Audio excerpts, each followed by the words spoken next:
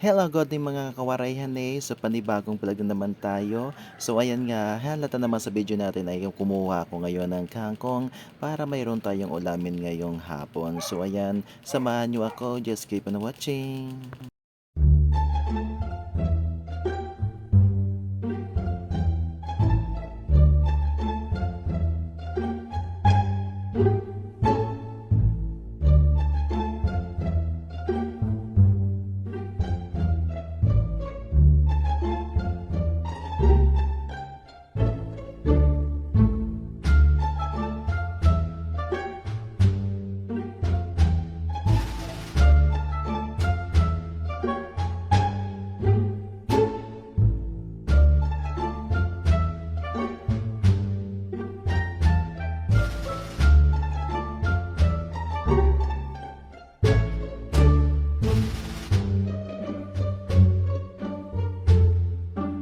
So ayan mga kawarani, tungod kay tingman na kita magpadpad sa nato kangkong so mag-undergo na kita pag-prepared sa ato kalayo gamit na nato mamahalon nga gasol didi sa uma. So ayan mga kawarani, just keep on watching. Let's go!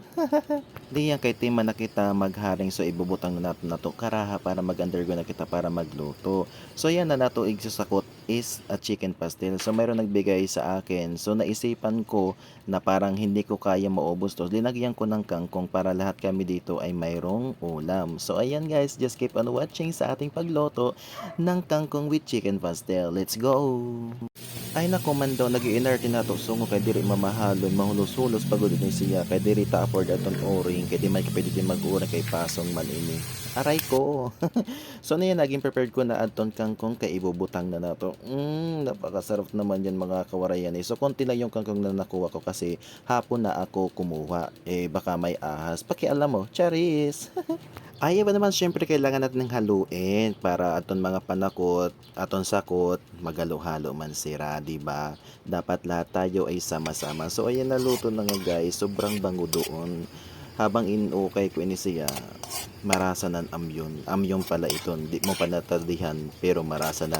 Para yusan imo crush, intatanawan mo pala, nararasan ka na. Aray ko! Aray ko! Ay, yaman naman syempre ato mo nitakpan kay bangin makasulod aton mamaraton. So ayan gintok sang kulat o diba kalaksi. So ayan impalis ko dayon kay makaon na kita. O diba ano sa palagay ninyo diba marasa ini siya. Kung naroy ka magluto sugad sa didapita lak didi kay kitaan magluluto. So niya kay timan na kit magluto ay aba naman syempre kakain na tayo.